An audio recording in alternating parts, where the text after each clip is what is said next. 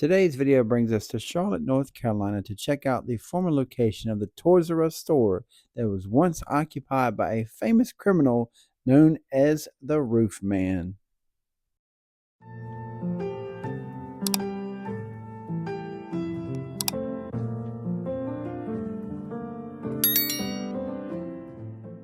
Jeffrey Allen Manchester had a very unique method of robbing fast food restaurants by drilling through their roofs. Between 1998 and 2000, he pulled off an estimated 40 to 60 robberies across the United States, mostly targeting McDonald's locations. After being caught in 2000 and sentenced to 45 years in a North Carolina prison, Manchester pulled off a daring escape in 2004 by hiding in the undercarriage of a delivery truck. He resurfaced in Charlotte, where his story took a bizarre and almost endearing turn. Using the alias John Zorn, Manchester lived secretly inside a Toys R Us for 6 months. He built a hidden lair behind the bike racks, used baby monitors for surveillance, and even began integrating into the local community. Eventually, the police discovered his second hideout in a nearby abandoned Circuit City and arrested him in 2005. It's been 20 years, so a lot has changed in this area, but let's take a look and see what the old store looks like now in 2025.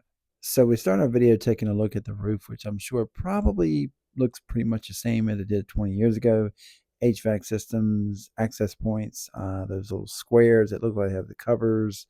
I'm thinking maybe they were skylights because, Toys R Us always had plenty of natural light coming in.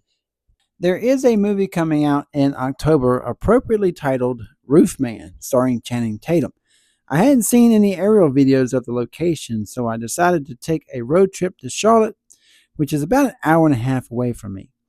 He also had a secret hideout during the holiday season inside the Circuit City building. And as you know, if you've seen these locations, they pretty much still look the same with different paint schemes. The red power plug is still iconic.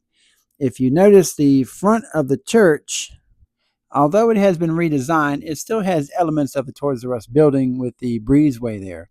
I wasn't able to get the shots that I really wanted because church was in session and I did not want to attract attention to myself, so I made sure not to fly over people and to keep a distance from the building.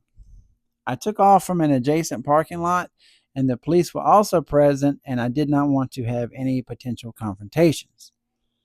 So this is the location as of 2025. Now, the movie was filmed in nearby Pineville, North Carolina, inside an abandoned Toys R Us, and I will probably check that out at some point as well. I'm excited to see the movie and hear the rest of the story because I find it quite fascinating. So that's all I have for today. Thank you so much for watching. Thank you for subscribing. I will see you next time.